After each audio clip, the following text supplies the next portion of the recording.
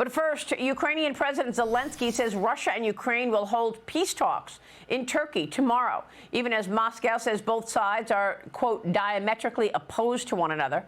Russia launched massive waves of drone strikes on Ukrainian cities, including hundreds into Kyiv just last night. 2 people reportedly killed, coming just hours before the UK and Germany hold a meeting discussing President Trump's plans to supply Ukraine with aid through NATO. Joining me now is U.S. Ambassador to NATO, Matthew Whitaker. Matthew, good to see you. Thank you so much for being here, Ambassador. Your thoughts on where it stands right now in terms of President Trump's plans for NATO countries to buy weapons from the U.S. to send them to Ukraine? Well, it's good to be with you, Maria. First of all, we're moving out on that. As you know, last Monday, he told me that I was going to coordinate this movement of American weapons and armaments to Ukraine, paid for by our NATO allies and partners. And so we've been doing nothing but moving as fast as possible to accomplish this. But at the same time, it's very important to know that this war is not going to be resolved on the battlefield. Russia still doesn't even control 20% of Ukraine. They've lost millions of casualties in the fighting, and they continue to fight a World War I style meat grinder where there is no advantage on the actual battlefield. And so they strike civilian targets. It's outrageous. But at the same time, it has to be a diplomatic solution. I'm encouraged that both sides are going to sit down again and negotiate, because that's the only way this is going to be resolved. Otherwise, we're going to, as we going to head into the 4th year of this war, I think it's just a shame. And President Trump has brought the leverage, whether it's through this or through the secondary sanctions he announced on last Monday. All of these things are going to combine, I think, ultimately to bring this to a resolution, because as you know, President Trump wants peace in the world, and he's committed to that. And we need a new era of peace with stability and prosperity in Ukraine as soon as possible. Well, what about those sanctions, Ambassador? I mean, what kind of an impact are you expecting there? President Trump gave Russia 50 days to end this war on Ukraine. Well, a couple of thoughts. First of all, we need to understand that these secondary sanctions are going to be significant. They're going to hit countries that are buying Russian oil, whether that's China, India, or Brazil. But at the same time, I think we all need to understand that really China thinks they're fighting a proxy war through Russia. And we're seeing in some statements by the Chinese government that they want to keep the United States and our allies occupied with this war so that we can't focus on our other strategic challenges. And that's just not true. It's not going to happen. China, I think, is miscalculated, but I think they need to be called out for their subsidizing this killing that is happening on the battlefields in Ukraine. Yeah, I think it's a great point. What is President Trump going to do about that? That China is complicit throughout this whole thing and is actually helping the U.S.'s adversaries. Are the secondary sanctions enough? And are they going to hit China? Oh, I don't think there's any doubt that President Trump sees very clearly what's happening. And at the same time, he has come up with a plan.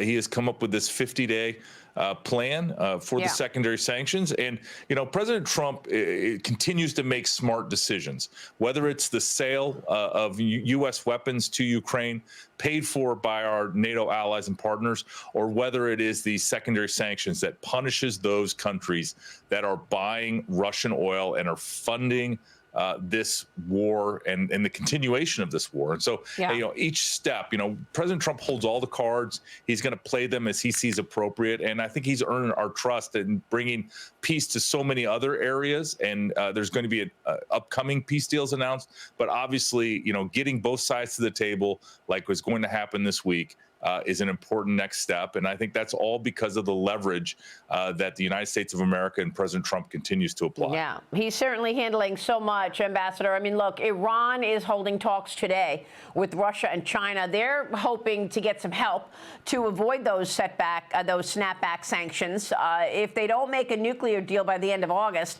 Iran also apparently speaking with France, Germany, and the UK this Friday Tehran says it will not give up its nuclear enrichment, even as its foreign minister admits to Fox News and Bret Baier last night that the U.S. severely damaged its nuclear sites. The foreign minister also said that Iran is open to talks, but not directly. Nothing direct with the Trump administration. Here's what Bret Baier did and how he pressed him on Iran's threats against the president's life. Watch this. Mr. Minister, is Iran currently trying to assassinate President Trump, former Secretary of State Mike Pompeo, former Ambassador John Bolton, and other Trump administration officials in the wake of the death of Qasem Soleimani? No, we have never said that. Maybe some individuals here or there have said things like that, but that has never been Iran's official position. Mr. Minister, the Ayatollah has said death to America, and that means death to Trump. That is from the supreme leader. So you can see why the administration is looking at some of these signals, saying that you are doing that. No, I think they are all propagandas. You know, we have always said, the supreme leader and other officials in Iran have always said that death to America is in fact death to the, hegemonic policies of the United States, not to the people of United States. This is not our policy to kill anybody outside Iran, let alone the president of another country. And, Ambassador, there's also the Iranians saying that they won't talk directly with the United States. Marco Rubio, said he was putting an end to that when I spoke with him a month ago. Watch this.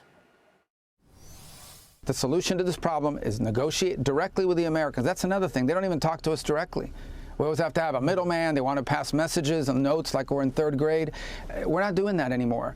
Direct negotiations. Let's talk about how we peacefully resolve this problem. The Europeans have pressured them on that point. Ambassador, what do you make of all of this? Yeah, first of all, I don't believe a single word that the Iranian foreign minister says, and I'm certain that others in the U.S. government feel the same way. They're not a credible voice for peace. President Trump's been very clear that Iran cannot have a nuclear weapon. And since we obliterated their nuclear program, I think it is time for Iran to come to the table and negotiate with the United States of America on a path towards peace and prosperity for the Iranian people. It's a big country. It could be prosperous. It could be a member of the regular world that the United States and our allies lead. But at the same time, we just have a situation where there are certain black and white policies in the United States of America, foremost, that Iran cannot and will not have a nuclear weapon. So I hope they come to the table. I hope they negotiate for a peaceful deal so that they can coexist with the rest of the world that wants peace and prosperity for its people. And do you feel like the free world agrees with President Trump on all of this? I mean, you're leading this this movement of weaponry. You are working with NATO countries to make sure that they are acquiring U.S. weapons and sending them to Ukraine. Do you feel that you're getting the same sense of, from them, of the free world, of Iran and Russia being the bad guys here?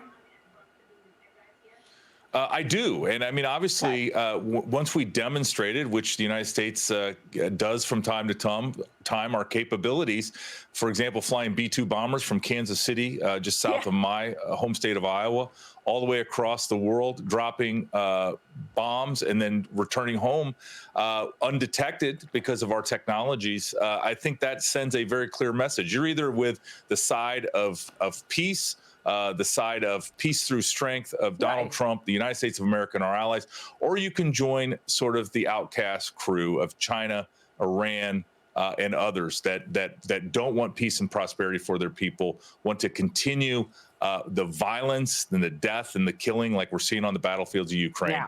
And I just think, at the end of the day, our allies obviously want to be with us, and they choose to be with us. And at the same time, we're a great partner, friend, and ally, and we want peace across the world. And so that's why the Iranians especially need to come to the table, but so does Russia, so does China. These countries just need to make a deal with the United States of America so we can all move forward in peace and prosperity. All right, we're going to talk with Scott Bessent about that as well. Ambassador, good to see you. Thank you so much, sir.